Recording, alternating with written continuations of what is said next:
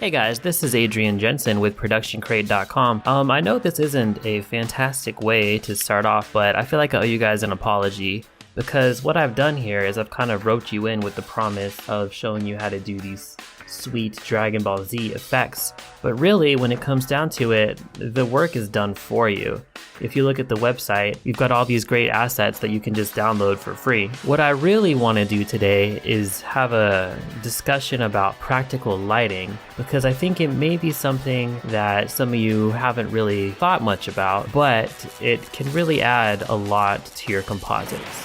What I want to do right now is go ahead and show you guys the very modest lighting kit that I've assembled that I'm going to be using today. So I know a lot of you probably aren't at that stage where you're ready to start putting money into the stuff that you make. But if you are, if you're just getting there and you want to invest in some lighting, here's what I think you should get. This is called a can light or a work light.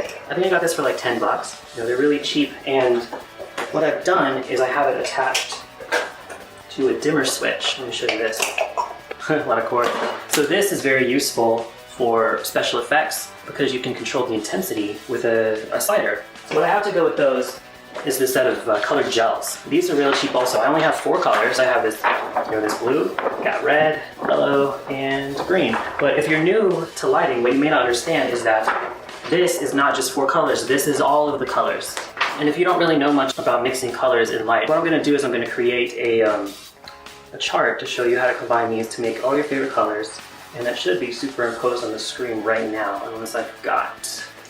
But I probably didn't, because I'm smart. The next cool thing I have is, this doesn't seem like special.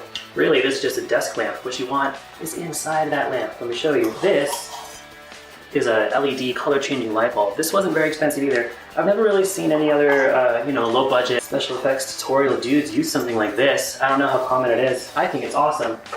It's controlled by a remote, and you push the different colors on the remote and the light will change colors. Now since it's LEDs and it's not very expensive, sometimes it's going to flicker on camera. It's not going to look that great, so I wouldn't really use it for lighting a scene. But I do use it a lot for special effects like energy and stuff. I feel like the flickering is not really going to detract from the effect. You'll see. For lesson 1, we're going to be compositing some lightning. So for the footage, I've got me just standing here looking dumb with my special light bulb that I showed you set to strobe. Now if you don't have something like this, just find your friend that does the most drugs and ask if you can borrow his strobe light. So I'm going to start off by making a matte for the lightning so it only appears when the strobe is going off. Because I'm smart. So to do that, let's make a new solid. And real quick, I'm just going to loosely kind of rotoscope myself out. Actually, to make this a little more manageable, I'm going to use the Roto Bezier mask. So you just click this checkbox up here, and what that does is it's going to automatically round your mask out for you. And this way you can make a nicer looking mask with less points. Now we'll just go through the shot and animate this to follow my movements. Alright, not perfect, but it should be fine. I'm going to use separate masks to roto out the arms. So I'll just, on the same layer, I'll just make a new mask, keyframe it, and let's just get it done. Okay, and of course a similar process for the other side. Just go ahead and feather out these masks a whole bunch. If you feel like you need to, you can adjust the expansion so they still cover everything they're supposed to. And so now what we need to do is alter the opacity of it so it's only on when the light is actually flashing. So if you hit T, that brings up the opacity control. We're going to hit a keyframe, but you're going to want to right click on that keyframe and hit toggle hold keyframes. And now what this does is it makes it so that when you make another keyframe, the opacity of this layer doesn't fade or interpolate between these two values. It just pops on and off. That's exactly what we want. So we're starting with the light off, but you can just hit page down to go through frame by frame so you can find the exact moment when the light turns on. So there we're going to make the opacity 100. Down here it should have been 0. And just go through your footage like that for a few weeks or so, however long this takes you. So that we've got this silly looking thing taken care of, we're going to need some lightning elements to actually composite into this. So let's pop on over to the ProductionCrate website, and what we're going to want to do is, under this video tab, go over to the new category that's recently been added called Magic and Powers. Open that up. There's a bunch of lightning in here. We'll take a look at some of these. Yep. I recommend maybe using more than one so that we can vary our shapes up a little bit. I really like this one, number 4, so I'm going to use that to show. Maybe this one, number 3, since it looks different. Alright, I think just those 2 will be enough for now, so let's import those into our project. you can go ahead and hold Shift or Control, select both of those, bring them down to this icon here, which will create a new composition. You want to make sure to check this, sequence layers. You don't want them to overlap. All right, here we go. So in the composition settings, we'll go ahead and change the name of it to particle for the sake of organization, and make sure this lock aspect ratio is ticked. We're going to change the width of this down to 400. That's just so particular doesn't yell at us later. And then with both of these still selected, right click, hit transform, come down to fit to comp. Boom. So let's bring that into our main composition. We're gonna add a new solid, call it particular, make sure it's comp size. And that title was a spoiler because now you know probably that I'm gonna add particular to it. So let's bring our particles per second down to something more manageable, like 30, maybe 31. We're gonna change our emitter type to a box. We're going to bring our velocity down pretty low, something like 10, 12. And now let's change the size of our emitter to cover the area that our talented actor takes up. And in the physics, we're going to want to add some gravity, but let's make it negative, negative 100 or so that these particles float up. Let's go ahead and twirl down the particle settings, change it to a sprite, change the texture to be our particle. In our time sampling, we're going to want to make it random but looping. Under rotation, let's give it 100% random rotation. Under size, let's bring that up to make it look good. Add some randomness to the size as well, maybe not that much. And you're going to want to change the transfer mode of these elements to something like add, screen, or lighten, anything but normal really. Normally I go with lighten because otherwise they can kind of start to blow out a little bit, but these are like really thin, they don't take up much space, so honestly there's not much difference between the three of these. So just pick one, bruh. And now over here, under the track matte menu, we're gonna select it to alpha matte, the layer above it. Now check this out. Congratulations, it's somehow even uglier than before. That's because I forgot to change the transfer mode to add. Because I'm smart. All right, now check this out, for real this time. All right, it's looking good, looking better than before. Another thing that I recommend that you do is on this particular layer, just find a frame with a lot of lightning on it. There we go. I say maybe add a bulge effect to it. And we're going to use this to kind of deform the lightning around the shape of my body so it's more three-dimensional and not just flat and slapped on, right? So this first bulge I'll use for my head. Just put it here. Looks okay. And see now the lightning is kind of curved around my head instead of not curved around my head. Maybe up the height a little bit. Maybe duplicate that. So we have another one, bring it down to the torso area around my super broad shoulders. That's not believable unless we have a bulge there. Maybe taper it out a little more. And then maybe even duplicate it one more time. Do like a skinnier one. Bring that down for like my tummy. And this will look different if you change the order of these. Alright, and that's, it's subtle, but I think it adds a little more realism. Another thing I like to do, just to help sell this a little bit more, is just duplicate this footage, duplicate the matte, and we'll solo that footage right now and have it use the matte as a matte, if you can believe that. Into that footage, we're gonna add a tint and apply levels. What we're gonna try to do here is try to choke out the background and leave the skin still showing. So this one here, we're gonna bring this in to darken the whole thing. All right, something like that. And then we can add like a glow over that. And in addition to that, also just blur it out. And then maybe add another tint or a tritone on top of that. Leave the blacks black, midtones will make kind of this nice blue color, the highlights will make this other nice blue color, something like that. And then if you set that to something like add, that's just going to add a little bit of glow coming from my body at the same time the lightning is going off. I think, it adds a little something to it. For lesson 2, we're going to be compositing an aura. Here's the footage I shot. You can see I have my light turning on with my slider like I showed you. And I'm kind of, after it's turned on, I'm kind of flickering it back and forth to give it some life so it doesn't just look static. And since I'm holding up my hand expectantly over here, I just went ahead and threw in an energy ball, which is really not a big deal and not hard to do. You can download this piece of stock from the FootageCrate website, of course. Speaking of, that's also where I got this yellow aura here. So what we want to do is just grab that and pull it into the composition, turn off those other layers for now, and we're going to go ahead and find the part of this clip where it basically turns on and starts to get bright. So I'm not really talking about these red flames here at the beginning, talking more about these yellow ones. So I would say at this point is when it's really turned on, right here. So just for now I'm going to trim it to that area and then find the place in my footage where my light is turned on, which I would say is maybe this frame here. So I'm just going to turn this back on and line it up and then untrim it and reveal that part at the beginning, and we'll change it to add. And now move to a part where it's more scaled up so you can see. scrub over to a part where we can really see the entire aura to get a sense of the shape of it. Now we can just scale it, move it, rotate it to fit into the shot really well. And already that looks pretty nice. So if you just wanted a quick and dirty effect, you could just leave it here, but nah, that's not what we're gonna do. So when I was a young After Effects newbie, it kind of took me a while to really realize that you can actually manipulate your stock footage to fit what you're trying to do with it better. Stock footage isn't really as clunky and rigid as I originally thought it was. Let me show you what I mean. We can actually go into here and get an effect like a mesh warp. Let's bring that on.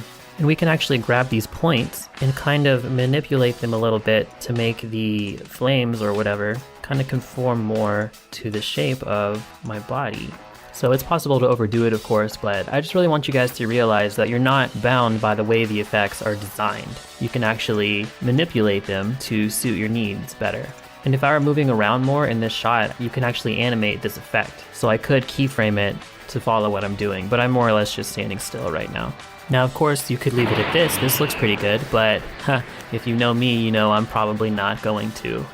So what I would also like to do is add some displacement in the background so it looks like this aura is actually pushing the light and the air in the room around a little bit. So the way we're going to do that is first we want to make a displacement map. So let's duplicate this, Control D, and we'll pre-compose it. We'll call it displacement map. And we want to move all the attributes into the new composition and also open up the new composition. So the way the displacement map works, it's going to use the black values in your displacement map to push your pixels in your background one direction and the white pixels to push it in the other. And the medium gray pixels really won't affect it at all. So what some tutorials will want you to do is just add like a tint effect to this and just change the black to like a 50% gray, which we could do by just changing the brightness here to 50. And yeah, that would work, but we're kind of limiting our functionality by doing this because we have the white pixels, which can push in one direction, but we don't have the black pixels. So what I would like to do is instead of adding a tint, maybe add a tritone, and we'll change the shadows to the 50% gray like before, but maybe change the midtones to a black. And as you can see, now we have both. Because I'm smart. And there's no reason why the shape of this has to be exactly the same as the element itself. So we can also mess with it a little more. Something that I like to do is add something like a vector blur to it. Just turn that up a little bit. We can do it before the tritone. And that's gonna make this a little bit wispier looking. You know, it looks nice. And maybe add a fast blur to it as well, so it won't be so sharp.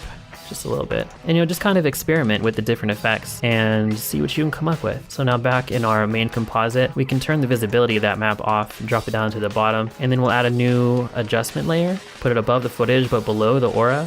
We'll name it displacement, however the heck you spell that, and we'll add the effect displacement map to it. And under displacement map layer, we'll select the displacement map that we made before, and now we can just kind of mess with the values. So I'm not going to displace it horizontally very much. I will some, and then vertical, I might just crank that up. And that really helps to add some heat and some power to our effect. A problem you'll see that we're kind of having is that the edge is getting a little bit messed up. And a way we can fix that is just on the displacement layer itself, we want to add a motion tile effect. And click this button here, mirror edges. Bring the output width and height up a little bit. Just a little bit. You don't want more than you need because even if you can't see this, your computer will still render it. And as you can see, it's not really doing anything, but if we just move it up above the displacement map, that's gonna fix our edges. So another thing we might want to do is add a little bit of kind of heat blur to this as well. It's a similar process. Let's duplicate this again, pre-compose it, and we'll call this one blur map. Now the compound blur effect that we're going to use works a little differently from the displacement effect in that it's going to blur the parts that are white but not blur the parts that are black. So what we're going to want to do is add a tint to this. We do want to leave the background black this time, but also add levels to it and kind of bring that black color in a little bit so that we're not seeing so much of that blur. And we can do similar things to like what we did before. Maybe use the vector blur again. I've been accused of overusing this effect, but it looks cool, guys. All right, back in our main composition, we'll bring that blur map to the bottom, turn it off, we don't need it, and add a new adjustment layer. We'll call it blur, and add the compound blur effect to it. Now we'll change our blur layer to the blur map that we made before, and just turn it up or down depending on what you want. We'll turn our aura itself off so we can see what's going on here. As you can see, now we've got a little bit of blur, and if you want more, just go into the blur map and kind of adjust your levels. See, now there's more white here, and now there's more blur here. My reasoning behind putting the blur and the displacement on different layers is so you can really choose what order you want things to be in. So right now we have our blur on top of our displacement, but if you grab the layer and bring it below the displacement, now the blur is being displaced. And it's subtle, but it's a different look. So depending on your shot and your taste, you might want to switch these around. Also, turning the footage back on, you can put, the displacement above the footage if you want. I don't, but you can also put the blur above, which maybe I do. It all comes down to what you think looks the best. So for lesson 3, I'm pretty much just gonna take you through a tour of my final project file. So here's the footage that I shot. As you can see, I have my strobe lights going off. And this time I decided to use 2 strobe lights going at different speeds so that it would seem a little bit more random and less robotic than the other one. And then I also have my red light fading in here, same as before. I just have the slider hidden in my hand. As you can see from my hair, I have a fan blowing as well. Now that I think of it, I'm kind of concerned for my electric bill this month. And let's go through it layer by layer and you can see what I have got. So here it is with my layer of lightning, and if we go into that lightning comp, you see I actually have 2 separate mats that I animated. One of these syncs up with my light that I have on the left side, and the other one syncs up with the light I have on the right side. And then I have 2 different particular layers with the lightning elements, using those as their mat. And then the other thing I did was I added in some sparks, which are just made from stock footage that I found on FootageCrate.com. And underneath that layer, have a very subtle blue glow like I showed you before, and then also a little bit of blur. It's kind of hard to see, but I'm just using the lightning as a blur map to kind of displace my footage a little bit. And then on top of that, obviously when my main light turns on, I do have an aura. And the aura I have pushed around a little bit like I told you I would before, but I used the liquefy effect this time instead of the mesh warp, and it just adds a little bit more natural distortion, and I kept it pretty subtle. And then under that I obviously have my displacement map and my blur as well. And that's pretty much it. You just put everything that we learned in the tutorial together, and this is what you get.